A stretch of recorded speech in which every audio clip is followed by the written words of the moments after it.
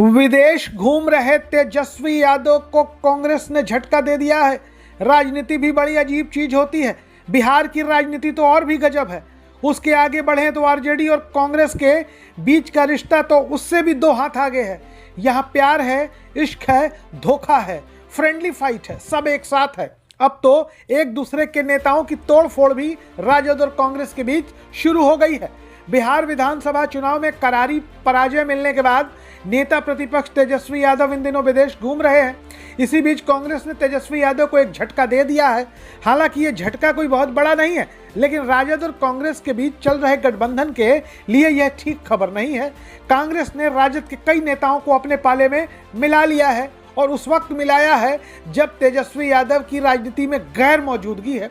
पूरा मामला आपको विस्तार से बताते हैं, लेकिन उसके पहले बिहार न्यूज में आपका स्वागत है।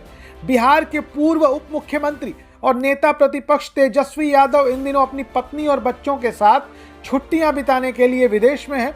हर व्यक्ति का अपना निजी जीवन होता है और निजी जीवन व्यक्ति व्यतीत करने के लिए वो स्वतंत्र होता है।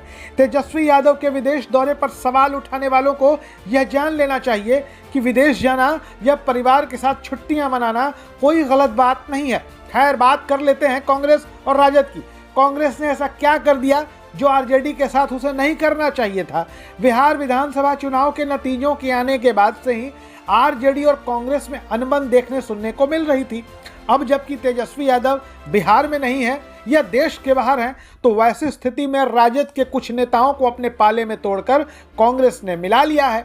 बिहार की राजधानी पटना में बिहार प्रदेश कांग्रेस कमेटी के मुख्यालय सदाकत आश्रम में खगड़िया जिले के कई नेताओं ने कांग्रेस ज्वाइन कर लिया है। कम से कम खगड़िया जिले की राजनीति के लिहाज से यह खबर बड़ी है। खगड़िया जिला राष्ट्रीय जनता दल के पूर्व अध्यक्ष कुमार रंजन, युवा राजद के पूर्व प्रदेश महासचिव संजय कुशवाहा, स्वराज इंडिया के नेता संजय गुप्ता, विप्लव रणधीर, अभिमन्यु शाह और राहुल चंद्रा समेत कई नेता अब कांग्रेसी हो गए हैं। आपको बता दें कि खगड़िया जिले में विधानसभा की 4 सीटें हैं। खगड़िया विधानसभा क्षेत्र, बेलदौर विधानसभा क्षेत्र, परबत्ता विधानसभा क्षेत्र और अलौली विधानसभा क्षेत्र। जब इन नेताओं की कांग्रेस में ज्वाइनिंग चल रही थी, उस वक्त कांग्रेस के राष्ट्रीय सचिव डॉक्टर चंदन यादव भी मौजूद थे।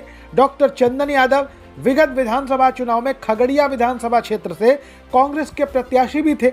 डॉक्टर चंदन यादव ने इस ज्वाइनिंग के मौके पर कहा कि हम सभी मिलकर खगड़िया जिले की 4 विधानसभा सीटों पर कांग्रेस की विचारधारा को मजबूत करेंगे।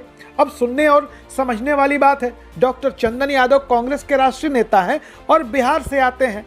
कांग्रेस की विचारधारा को 4 विधानसभा सीटों पर मजबूत करने का मतलब क्या है? क्या आने वाले विधानसभा चुनाव में कांग्रेस और आरजेडी का गठबंधन टूटने वाला है कि 4 विधानसभा सीटों पर अब कांग्रेस लड़ेगी?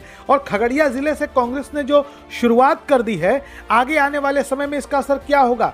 यह भूलना नहीं चाहिए कि बिहार विधानसभा चुनाव में करारी पराजय के बाद प्रियंका गांधी और जन स्वराज के सूत्रधार प्रशांत किशोर के बीच बैठक भी हो चुकी है। इस बैठक में क्या हुआ ये किसी को नहीं पता, लेकिन जिस तरीके से कांग्रेस ने राजद के नेताओं को तोड़ना शुरू कर दिया है और वाकई में विधानसभा चुनाव में जैसे नतीजे आए हैं और उसके बाद तेजस्वी यादव गायब हैं, गैर मौजूद हैं, वैसी स्थिति में राजद के नेताओं का मनोबल भी अभी नीचे गिरा हुआ है और कांग्रेस इसका फायदा उठा रही है।